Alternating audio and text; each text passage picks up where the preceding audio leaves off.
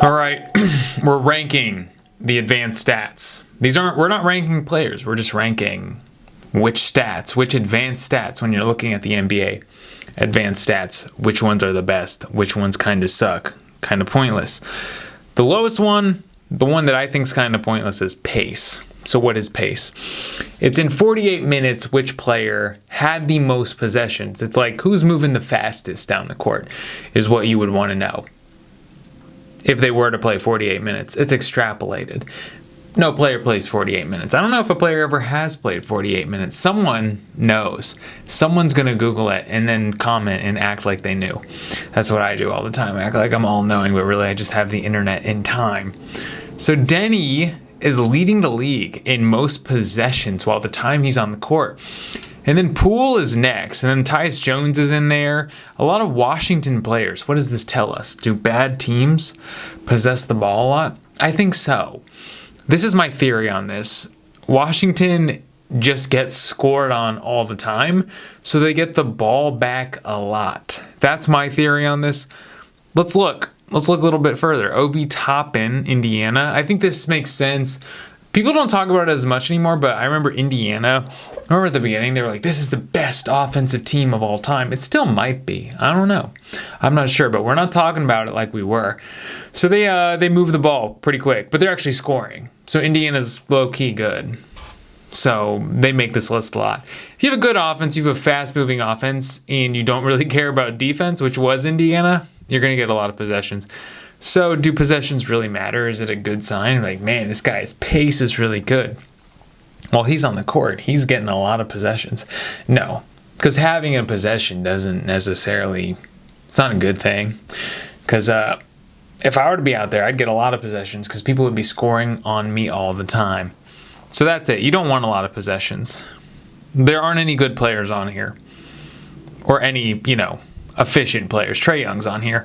I'm not going to crap on Trae Young. He's one of my favorite players. He's not efficient, but he's getting better at defense.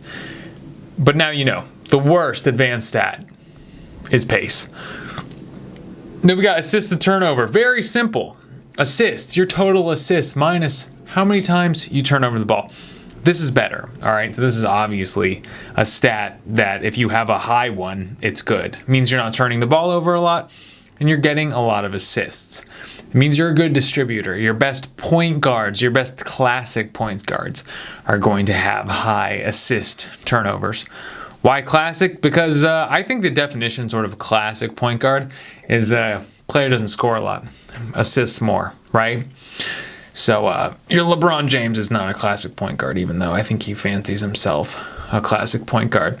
So we have Tyus Jones again, and I put the players' stats in here just so we could look at him. Dude, he's got a pretty good three-point shooting percentage. And I don't know I think some of these guys have good three-point percentage because they don't shoot a lot of threes. I don't think they have to. So Tyus Jones probably doesn't shoot. I mean, he shoots about 4 a game, makes 1.6.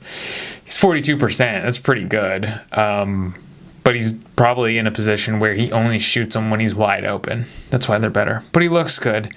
That was another guy that I think everyone, all these good stats guys on bad teams, at the trade deadline, everyone on whatever team thinks, ooh, I want that guy. I want him on my team. Look at his stats. Well, it's like, do you? Are his stats only good because he's on a bad team? Well, I think GMs know. So I got a feeling Tyus Jones is a little bit overrated if you look at his stats. But again, protects the ball. 7.2. He distributes and he protects the ball. Mike Conley, playing very well. Good player. Old player. Good player. I think Fred's playing well. Tyrese Halliburton, hot right now. Peyton Pritchard. Dinwiddie. I don't know. I think what assist ratio or assists over turnovers, I think what it really means is you don't score the ball a lot. I think that's more of an indicator. It means you don't turn over the ball a lot, but it does mean you don't score much, but your team does. So it's the second worst, but I actually don't think it's bad, but it's the second worst. It's the 8th best. I chose 9 advanced stats because one of them I really didn't like. I forget what it was, but I threw it out. So is Tyus Jones good? Yeah. I think. This Washington team, man, it sucks to be Kuzma. You get one championship, and then you're in basketball Siberia for who knows how long. Because he's not good enough to, like, demand a trade, right? Kyle Kuzma couldn't do that. He couldn't be like, I want to trade out of here. Get me out of here. Washington would be like, okay, well, we'll get on that. And then he just wouldn't play, and he'd just sit the bench, and no one would really make a big swing for him. You have to be a really incredible player to make a trade demand, in my opinion. Then I talk about Andre Drummond constantly. And I was like, he was a Laker for a little bit, and I didn't like the way he played. I wasn't happy with it. So I was not crushing. I was not glazing on Andre Drummond. I was not creaming for him, if you will. But I am now. I talk about him on this channel all the time. But you got to say, so he's rebound percentage is while you're on the court, how many of the missed shots are you personally rebounding? 25%. That goes for the offense and the defense, right? So he's scooping up a quarter of all the balls, all the missed balls. He's way ahead of Day'Ron Sharp. He's ahead of Jalen Duren, Clint Capella. Granted, he's not on the court very much. He's only on the court for 16 minutes a game. But he's averaging 8.6 rebounds. Do you understand how crazy that is? 8.6 rebounds for 16 minutes? It's a lot. And I've been talking about this guy for a really long time. What are his percentages? He's not shooting any three-pointers. Great. Dude, his free throw percentage is so bad. It's terrible. It almost kind of makes me not as high on him, you know? It really does. It kind of sours me on him how bad his free throw percentage is. What is it with you get big enough, you become a large enough person, all of a sudden you struggle with free throws? Here's the thing. Embiid, really good at free throws. Anthony Davis, really good at free throws. Both very large. I think, I'm going to be honest, I don't think Andre Drummond puts the effort into his free throw shooting. I'm calling him out. I don't know this man. I don't know how he spends his time, but I don't know. I will criticize him without any knowledge of his life. That's what we do as fans. It's the fun. That's our right and our privilege. I'm sure he's a great person. Dwight Powell, true shooting percentage. This is one you're going to hear a lot. You're going to hear about true shooting percentage all the time. You've probably heard about it and you're like, ooh, this guy is going to tell me what it actually means. Okay, take this. It's all the different shots you can possibly make. Your free throws, your three-pointers, and your field goals. Your ones, twos, and threes. But the percentage is weighted based on how much each of those shots is worth. So your three-point percentage is always going to be lower, but it's going to be worth more when it comes to true shooting percentage, which is great. So it's like, oh man, I shoot all these threes and my shot percentage is really low because I'm always shooting threes. Well, that's okay, because true shooting percentage is weighted and those shots are worth more. So that's accounted for. So we can actually draw some conclusions. So Dwight Powell, best true shooting percentage in the league. What we know is his field goal percentage is insane. 70% is really good. Remember the 50-40-90 club? That's kind of how you can keep in mind of what a good shooting percentage is. 50-40-90 club are players who end their season being over 90% from the free throw line, 50% from field goal, and 40% from three. So that's how you can sort of evaluate what a good percentage on all those shots are. So 70% field goal is really good. Remember, 50-40-90. The 50 is field goal. So Dwight Powell, and most of these are centers. Most of these are big guys that are getting easy field goals, who are putting up field goals and making their layups. A lot of times, so the best true shooting percentage is going to be a player. A lot of times, it used to be Steph. Steph's not having a great season just because he's drilling so many threes and they're worth more. But usually, it's centers. All these guys, except for Grayson Allen. We should look at Grayson Allen's three-point percentage. We're not going to do it because it's not on the slide, but centers always have really good true shooting percentage because they make easy field goals. If you're a guard and you're shooting a field goal, you're going to be a little bit further out, so you're not going to have as good of a field goal percentage. Next, we got assist ratio. Unfortunately, it's Ish Smith, but the thing is, Ish Smith is not on a roster right now. He was waived. He was waived from the Charlotte Hornets after playing 43 games. Because what it is, it's number of assists per 100 possessions. Okay, so Ish Smith would come in. He plays 17 minutes a game. He would get 3.4 assists. Very good, Ish Smith. They'd have a lot of possessions because Charlotte is bad. So remember, bad teams have a lot of possessions because they get scored on a lot. So interestingly enough, he became the assist ratio king because they got scored on a lot. He didn't play a lot, but he got a lot of assists while he was on the court. Ish Smith will probably, I think he'll get picked up. You know, Ish Smith is the player who's played on the most amount of teams in the NBA in league history. I think he's played on 12 different teams, and he's had like stints on both. He's like switched teams 16 different times. 36-year-old guy, undrafted. Tyrese Maxey, first guy to bust his ass. I believe it was on the Knucklehead podcast. He talked about Ish Smith being the first guy to bust his ass. Little history lesson on Ish Smith and Tyrese Maxey. Actually, I think assist ratio is the worst of all the stats besides pace. I should have moved it. Usage. What's usage? The percentage of team plays used by a player when they're on the floor. Used by a player when they're on the floor. Team plays used by a player? What does that mean? I thought it was confusing. That's the definition from the NBA glossary page. But what it means to be using a play means the possession ends with you. It ends with a free throw attempt by you, a turnover, or a field goal attempt divided by the total possessions for the team. So it's how many plays end with you. What percentage of your team's possessions end with you? That's how they should phrase it, but they don't. So, Luka. Most plays are ran for Luka. Go figure. Or Giannis. Or Shea. Who's the most dominant on their team? So this is you know, some people believe, MVP should be the guy who's most valuable for his particular team. You know, who provides the most value in comparison to the rest of their team. If you're that type of guy, if you're that type of girl or guy, and that's what you think, you're like, well, if you took away Joel Embiid, look how bad they are. He's the most valuable. Look how much he provides.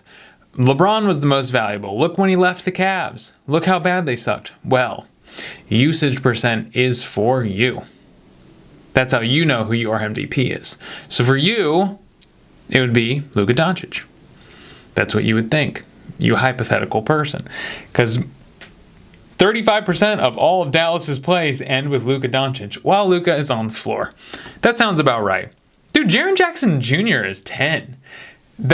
Memphis is not good because, I mean, Jaren Jackson Jr., great defender, but not necessarily known for his offensive capabilities. I'm not sure what they're doing out there. This is a fun stat, though. Luka is not a great three-point percentage shooter. I think it's because he shoots so many. He shoots 10 three-pointers a game. He hucks. But I like that he hucks. I'm into it. He steals a lot. Luka has good stats, but he's not necessarily an efficiency king. But remember, you got to forgive a player when the offense revolves around him, which 35% of the time it does. So we'll forgive Luka, and we like Luka. I liked him on JJ Redick's podcast talking about how he knew Jalen Brunson would be good. I like that. He's surprisingly humble for such a talented person. A lot of these guys are. Derek White. What's Derek White the king at? Net rating. What's net rating? It's basically your plus minus extrapolated, meaning you would never play 100 possessions in a game. Basically, a basketball game, each team gets 100 possessions. That's typically how it goes, generally speaking, on average. So if Derek White were to play a full game, and all those, he was about to be there, and he never got tired, and he was out there for all those possessions, his team, the Boston Celtics, would win by 12.3. Obviously, you're going to have a lot of Boston players on this list because their team usually wins. They're kind of like the best team by point differential. So, you know, on the list, we have 5 out of 10 are Boston players. They're the best team. And that should tell you something. But who's the best on the best team? Who's, you know, who when they're out there is actually getting a little bit more points than the other team? It's Derek White. Then it's Peyton Pritchard. It's interesting. What does this tell us? The fact that it's Sam Hauser Peyton Pritchard, Kristaps, and then Tatum's the very last one. What would this tell us? It means that the bench is better.